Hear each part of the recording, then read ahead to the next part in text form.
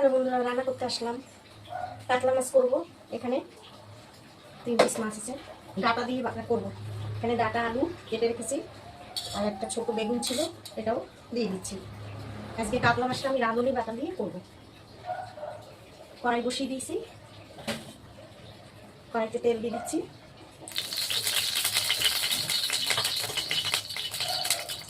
মাছে নুন হলুদ দিয়ে দেবো।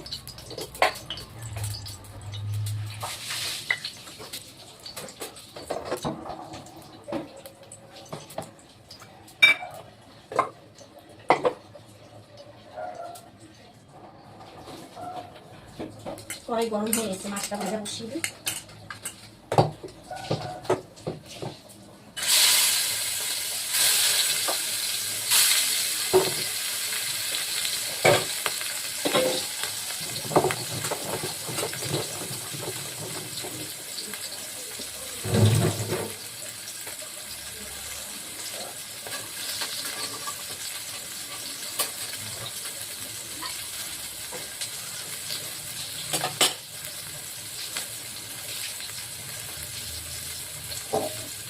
আমি এখানে 1 চামচ রাঁধুনি নিয়ে নিচ্ছি,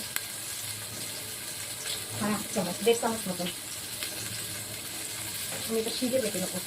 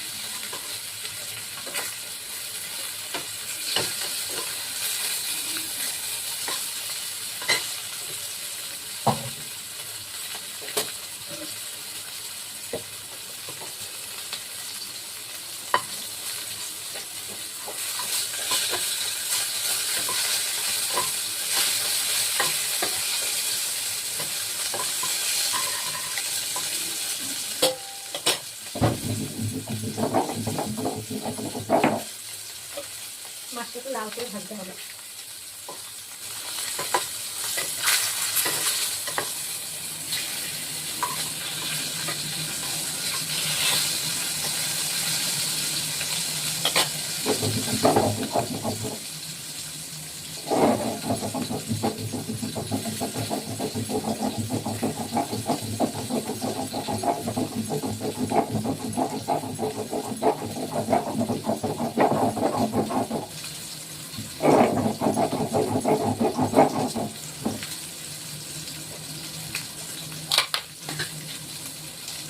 আমি এই রাঁধুনির মধ্যে 1 চামচ আদা জিরে দিয়ে দিচ্ছি।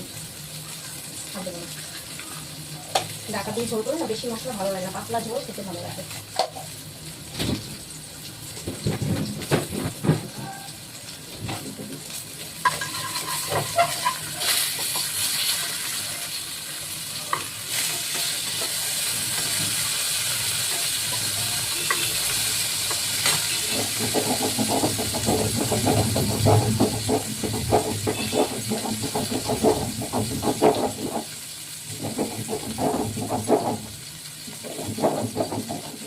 আমার এই আদা জিরে গোটা জিরে বেটে রেখেছিলাম।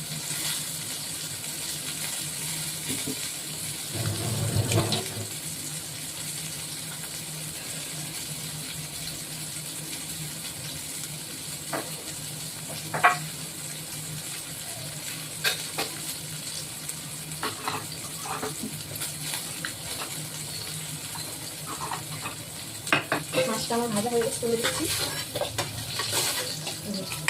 এরকম একদম লাল লাল ভাজা হবে, একদম কড়া। আমি এই তেলে রাঁধুনি ফোড়ন দেবো।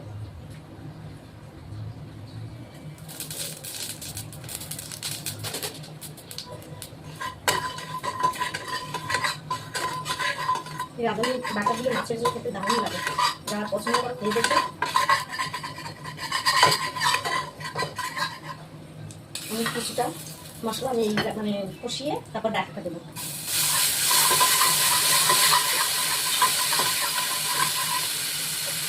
আমি ডাকাটা ধরে দিচ্ছি।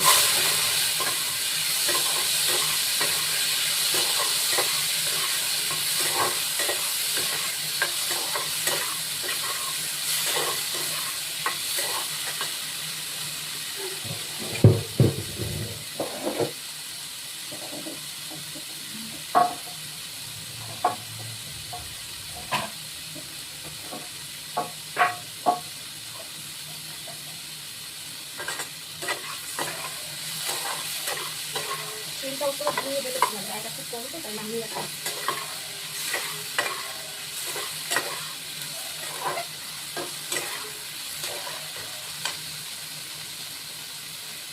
আমি হলুদ দিয়ে দিচ্ছি,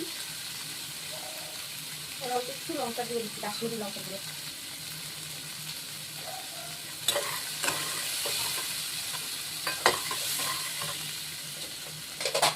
এখানে কাঁচা লঙ্কা বাটাটা দিয়ে দিচ্ছি।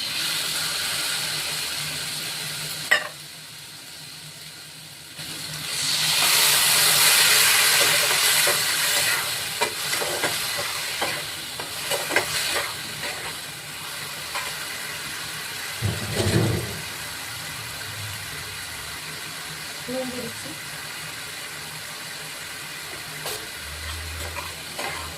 ডাকার ঝোলে খুব বেশি নুন হলে না খেতে ভালো লাগবে না। এই ডাকার ঝোল মানে মাছ দিয়ে খেতে দারুণ লাগে, আপনারা রাঁধুনি ডাকা দারুণ লাগবে খেতে। আমি এবার এই মশলাটাকে দিয়ে দিচ্ছি।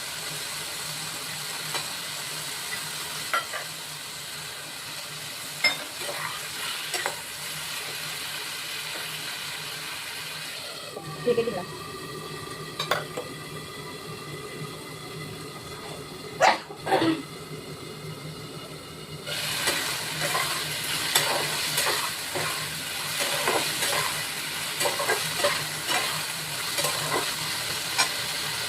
আমি জল দিয়ে দিচ্ছি।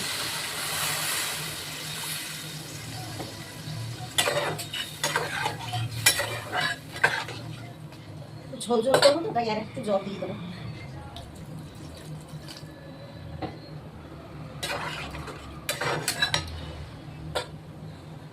ঢেকে দিচ্ছি। এবারে ডাঁটাটা একটু সিদ্ধ হবে, আলু সিদ্ধ হবে। এবার মাছটা আমি দিয়ে দেবো, ঝোলটা ফুটে উঠেছে।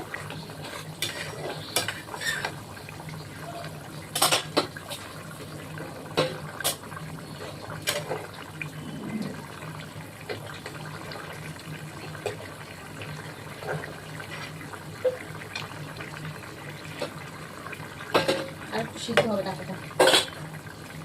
এখানে আমি ধনে পাতা কেটে রেখেছিলাম, দিয়ে দিচ্ছি।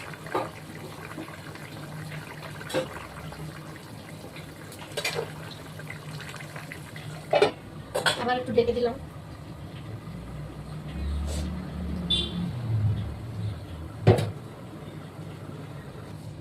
দেখি এবার মাছের ঝোলটা আমার কেমন হলো।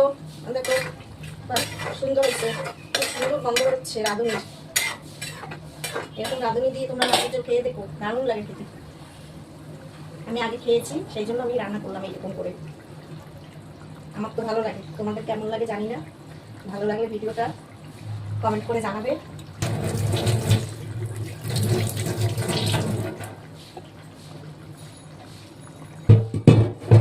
একদম সিদ্ধ হয়ে গেছে সব, ডাঁটা ফাটা সব গলে গেছে।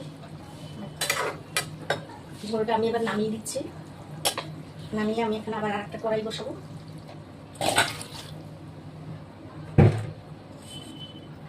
দেখো এরকম হবে, ঠিক আছে?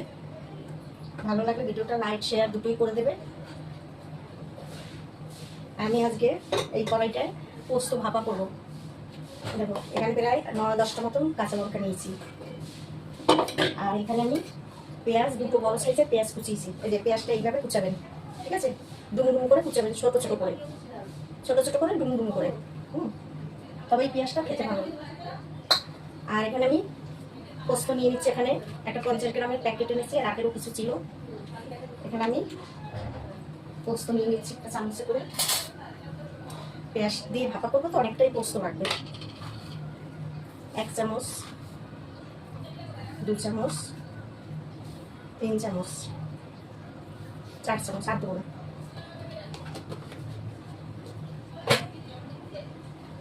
প্রায় 25 গ্রামের মতন পোস্ত করলো, ঠিক আছে।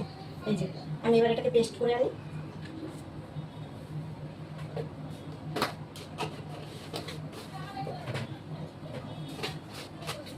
আমি এবার জল দিয়ে দিচ্ছি বাটিটার মধ্যে।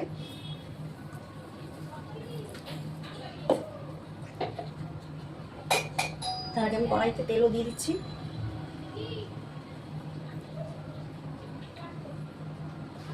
ব্যাস, পোস্ততে একটু তেল বেশি লাগে।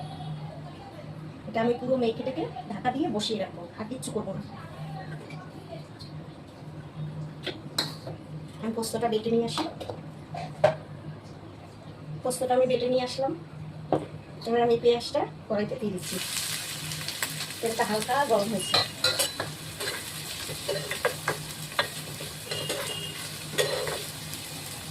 আমি পোস্তটা ঢেলে দিচ্ছি। কাঁচা লঙ্কার জন্য সবুজ হয়ে গেছে।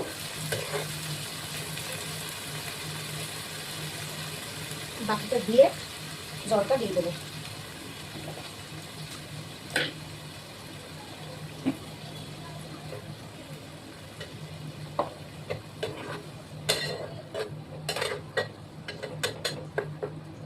পোস্ত ভাপা দিয়েও ভাত খেয়ে খাওয়া হয়ে যাবে, কিছুই লাগবে না।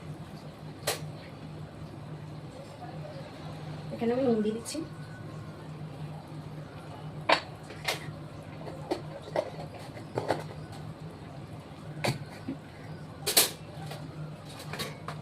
হলুদ দিলেও চলে, না দিলেও চলে, ঠিক আছে। আপনারা চাইলে হলুদ দেবেন, না চাইলে হলুদ দেবেন। আমিও দেই না হলুদ। তবে এখানে যেহেতু কাঁচা লঙ্কা একদম সবুজ হয়ে গেছে, হালকা একটু দিলাম। আর দিলাম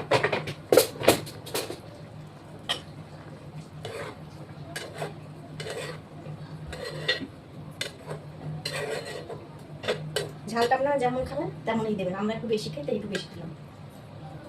এই পোস্ত ভাপাটা খুব ভালো হয় খেতে, ঠিক আছে। এটা দিয়ে হবে না, বরফ দিয়ে থাকি। এটা ঢাকা থাক, আস্তে আস্তে জলটা শুকিয়ে যাবে, পেঁয়াজটাও সিদ্ধ হয়ে যাবে, নামিয়ে দেবো। আর কোনো ওতে কাজ নেই, ঠিক আছে। পোস্ত ভাপাটা মনে হয়ে গেছে।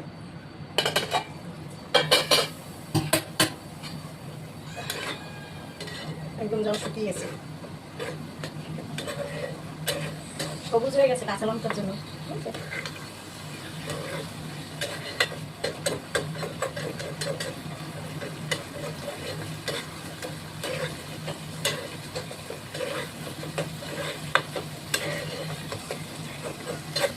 পেঁয়াজটা একদম সিদ্ধ হয়ে গেছে।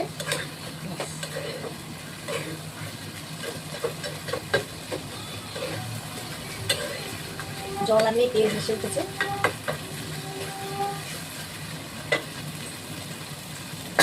নামিয়ে দেবো। এখানে কাঁচা তেল দিয়ে দিই।